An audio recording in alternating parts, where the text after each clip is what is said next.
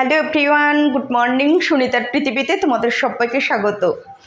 বন্ধুরা, আশা করব তোমরা পৃথিবীর যে যেখানে আছো সবাই অনেক ভালো আছো এবং সুস্থ আছো। আমিও ভালো আছি। তো এখন বাজে একদম ঘড়ির কাঁটায় 6টা। তো আমি ঘুম থেকে উঠলাম, উঠেই তোমাদের সাথে কথা বলতে শুরু করে দিয়েছি। আর কোনো কাজ করতে পারবো না, আমি 6:30টায় বেরিয়ে যাব। তো বন্ধুরা, ব্লগটা এখানে স্টার্ট করলাম, তোমরা সঙ্গে থেকো।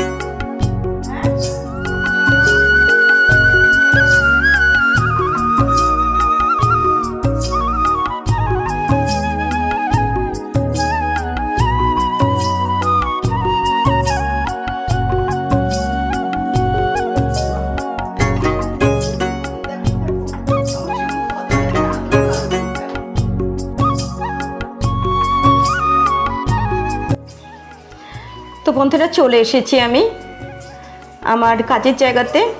এসে কচি কাচাদের সাথে কাটাতে আমার ভীষণ ভালো লাগে, মানে অনেকটা ক্লান্তি দূর হয়ে যায়। সকালবেলা হন্তদন্ত হয়ে বেরিয়ে আসি, তো আমার ভীষণ ভালো লাগে ওদের সাথে কাটাতে। তো ক্লাস শেষে ওদের সাথে একটু ক্যামেরাবন্দি করে টাটা করে দিলাম। তো এবার বাড়ি ফেরার পালা।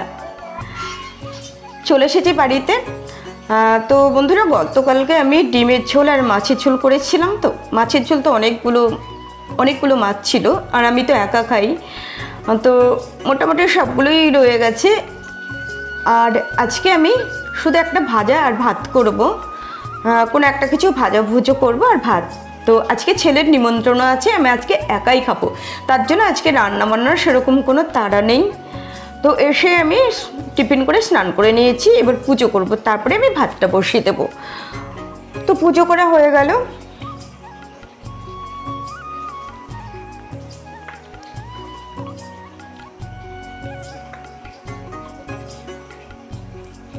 আর গাবলুর ভাতটা আমি প্রেসারে সব সবজিতে গাজর, সিম, আলু এসব দিয়ে সিদ্ধ করে দিই। তো গাবলুকে খেতে দিয়ে দিলাম। গাবলু পেছনে পেছনে ঘুরঘুর করছিল।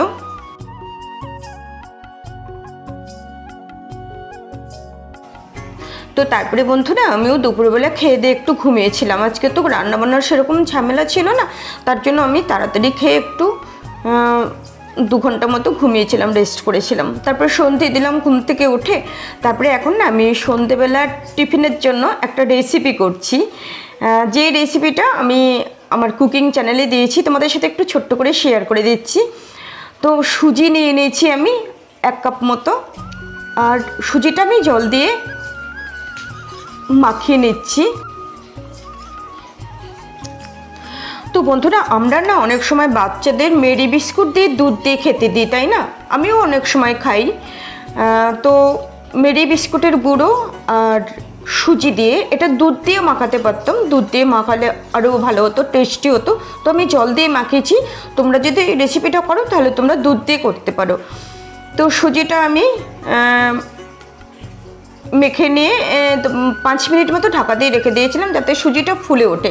তারপরে বিস্কুটের গুঁড়ো দিয়েছি আর চিনি দিয়েছি, আর এবার কিছু বাদামের কুচি ছিটিয়ে দেবো। তাহলে কিচ্ছু না, শুধু সুজি আর মেরি বিস্কুটের গুঁড়ো, সামান্য চিনি। মেরি বিস্কুট সাধারণত অনেক মিষ্টি থাকে, তার জন্য সামান্য একটু চিনি দিয়েছি, আর কিছু বাদাম কুচি, স্লাইট লবণ, এই উপকরণ দিয়ে আমি রেসিপিটা করছি। আর ইডলি স্ট্যান্ডে আমি এখন ভাপা করে নেব।